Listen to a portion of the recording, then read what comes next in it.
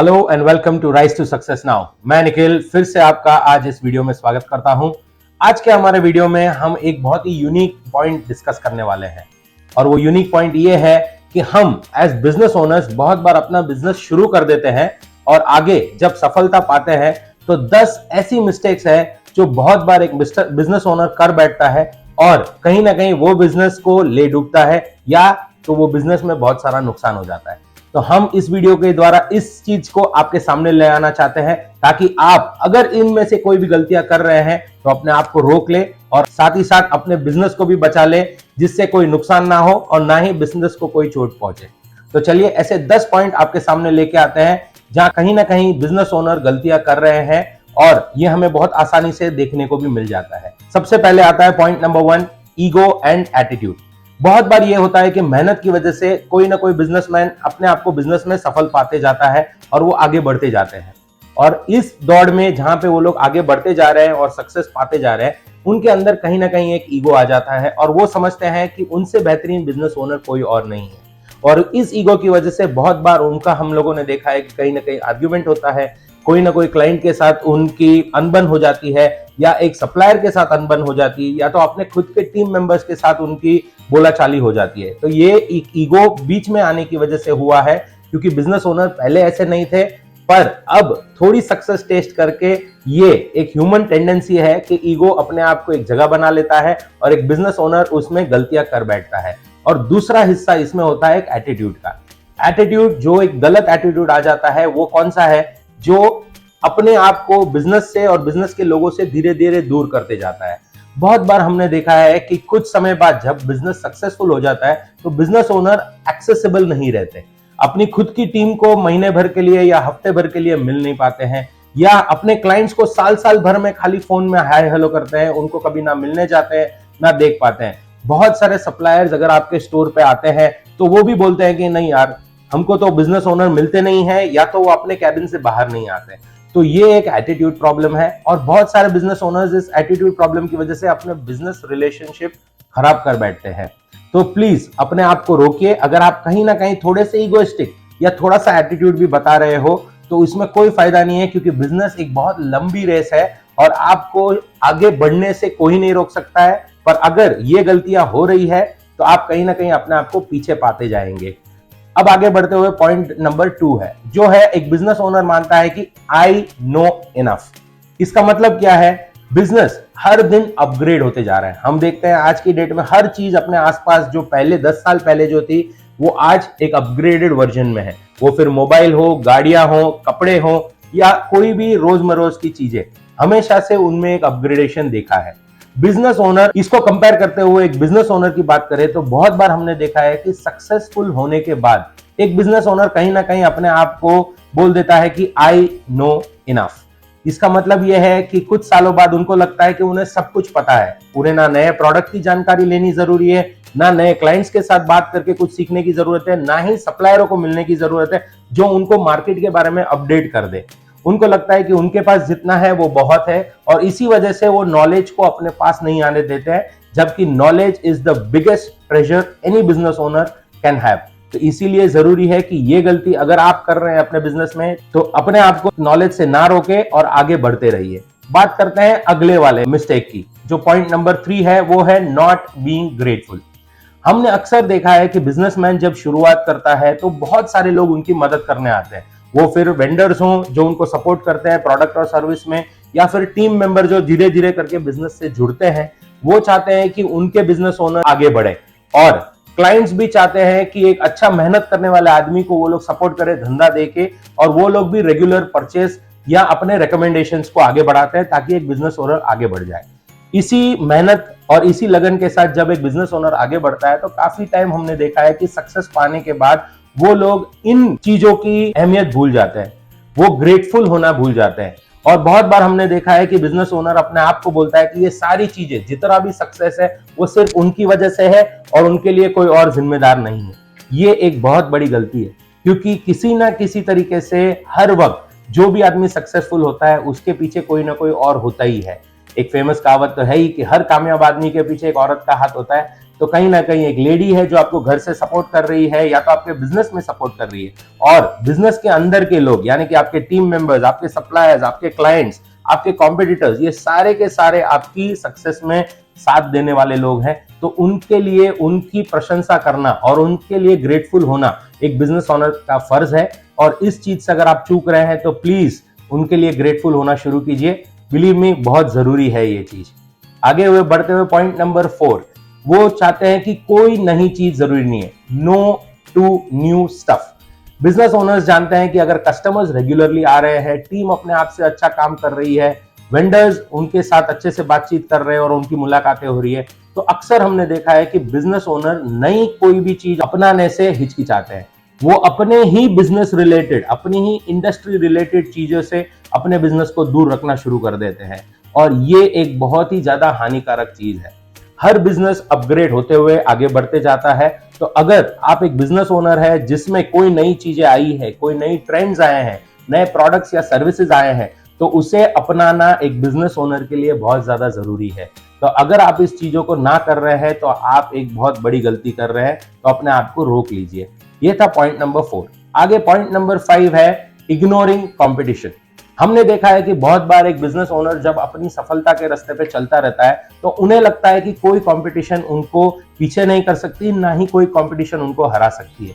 ये एक बहुत बड़ी गलती है। कॉम्पिटिटर्स भी अपनी जी जान लगा रहे हैं अपने बिजनेस को आगे बढ़ाने के लिए, तो शायद हो सकता है कि वो कुछ ऐसा कर जाए जो आपके बिजनेस को नुकसान कर सकता है या आपके क्लाइंट्स को आपके पास से अपना बना सकता है। तो जरूर से अपने कॉम्पिटिटर्स को इग्नोर ना करें, उनसे सीखने की कोशिश करें। जानकारी रखिए कि कॉम्पिटिटर ऐसा क्या अलग कर रहा है जो आप अपने धंधे में ला सकते हैं और अपने धंधे में अपनाने की वजह से आगे बढ़ सकते हैं। कंपटीशन अच्छी चीज है और कॉम्पिटिटर हमारी इनडायरेक्टली मदद करने के लिए ही होते हैं, तो उनसे नफरत ना करें, ना ही उन्हें इग्नोर करें। अगर आप अपने कॉम्पिटिटर्स को ध्यान से रखेंगे अपने आसपास, तो उनसे कुछ सीखेंगे और अपने ही बिजनेस में फायदा पाएंगे। ये था आपका पॉइंट नंबर 5। आगे बढ़ते हुए पॉइंट नंबर 6 है कि हमने अक्सर देखा है कि बिजनेस ओनर्स नए क्लाइंट के लिए कोई नई स्ट्रैटेजी नहीं करते। उसका मतलब है no new strategy for clients. अब ये एक बहुत ही बड़ी गलती है। क्यों? क्लाइंट्स हमेशा से रेगुलरली आ रहे हैं, पर जरूरी नहीं है कि उनका बिजनेस उसी स्पीड से हमेशा के लिए चलता रहेगा, और जरूरी ये भी नहीं है कि कोई और आपके क्लाइंट्स को अप्रोच नहीं करेगा। अगर इन दोनों में से कोई भी एक कारण आपके साथ, आपके क्लाइंट के साथ हो गया, तो शायद आपका क्लाइंट छूट जाएगा। अगर वो क्लाइंट छूट गया तो कहीं ना कहीं आपका बिजनेस पीछे आते जाएगा। बहुत बार हमने देखा है कि बिजनेस ओनर्स 3-4 साल तक कोई नए क्लाइंट्स लेने की कोई स्ट्रैटेजी नहीं बनाते हैं, और अक्सर उनका बिजनेस धीरे धीरे करके टर्नओवर के मामले में नीचे आते जाता है और प्रॉफिटेबिलिटी भी घट जाती है।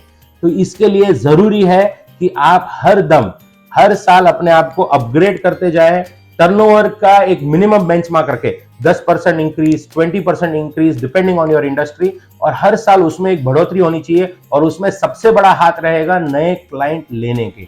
तो याद रखिए, नए क्लाइंट के लिए एक स्ट्रैटेजी बनाना भी बहुत जरूरी है। अगर आप ये नहीं कर रहे हैं तो एक बहुत बड़ी गलती हो रही है एज अ बिजनेस ओनर आपसे। आगे बढ़ते हुए बात करेंगे पॉइंट नंबर 7 की, जो है नो नेटवर्किंग हैबिट। हमने अक्सर देखा है कि बिजनेस ओनर अपने बिजनेस की जगह छोड़ के किसी और को मिलने नहीं जाना चाहते। वो हमेशा ही अक्सर या तो फोन पे या तो मिलते हुए आपको से कहेंगे कि यार मेरा तो बहुत बिजी समय चल रहा है और मैं नहीं टाइम निकाल पाता हूं किसी और को मिलने के लिए। आज के जमाने में your net worth is equal to your network, यानी कि आप जितने ज्यादा लोगों को जानेंगे उतना ही आपकी पॉसिबिलिटी बढ़ती जाएगी एक अच्छा बिजनेस बनाने की। और एक बिजनेस ओनर का बहुत बड़ा रिस्पॉन्सिबिलिटी है कि वो एक नेटवर्किंग के साथ अपने आप को जोड़ ले।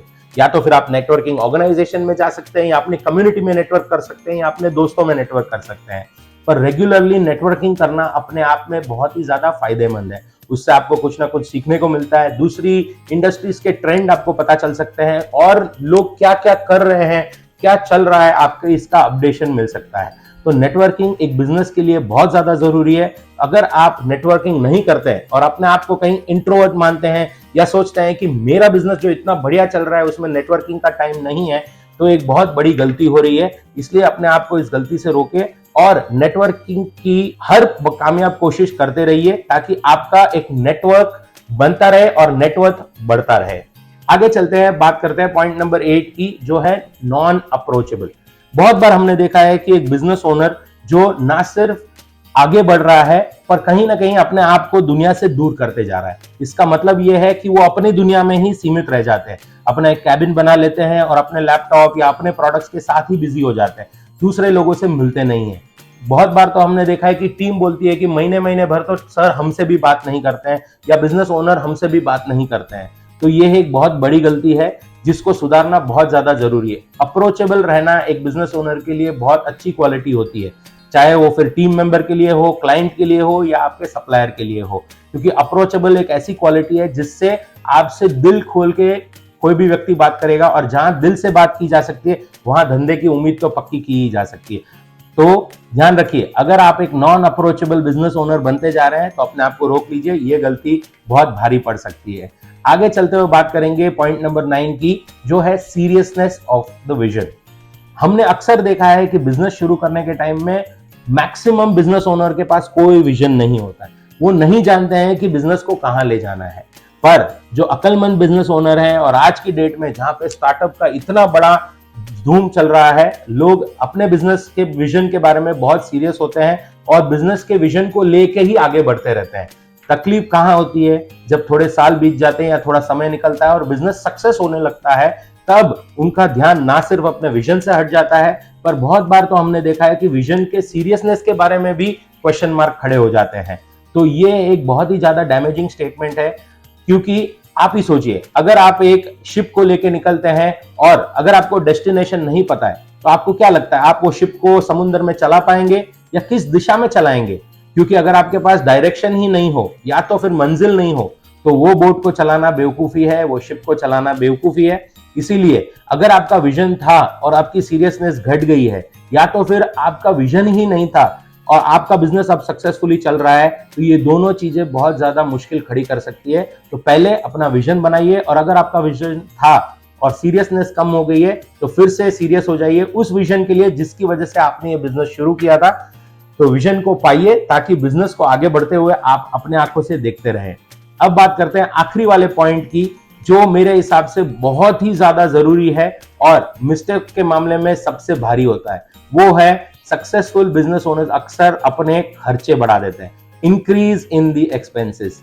बहुत बार ये हुआ है कि हमने देखा है बिजनेस ओनर्स जो बिजनेस को सक्सेसफुल होते हुए देखते हैं, उनके वहां पे कैश फ्लो जल्दी से इंप्रूव हो जाता है। बहुत बार गल्ले में पैसे पड़े रहते हैं या आपके अकाउंट में पैसे रेगुलरली आते रहते हैं, तो बिजनेस ओनर को लगता है कि प्रॉफिटेबिलिटी की वजह से पैसा बहुत हो गया है उनके पास, और जो उनकी अंदर की ख्वाहिशें हैं, बड़ी से बड़ी गाड़ी लेने का या महंगे से महंगे फोन लेने का या तो छुट्टियों पे जाने का, अक्सर ये सारे खर्चे वो अनकैलकुलेटेड तरीके से करने लगते हैं, और इसी वजह से बिजनेस का उस वक्त में नुकसान या डैमेज होना शुरू हो जाता है। तो अगर आप एक बिजनेस ओनर है जिसका बिजनेस उनके लिए बहुत ज्यादा जरूरी है, तो मैं चाहता हूं एक अक्लमंद बिजनेस ओनर बनिए और आपके इनकम के सामने अपने एक्सपेंसेस जस्टिफाइड रखिए, ताकि आपके बिजनेस को कोई प्रॉब्लम ना हो और आपका सपना जो बिजनेस बड़ा बनाने का है उसको कोई रोक ना पाए। एक्सपेंसेस पे ध्यान रखना बहुत ज्यादा जरूरी है।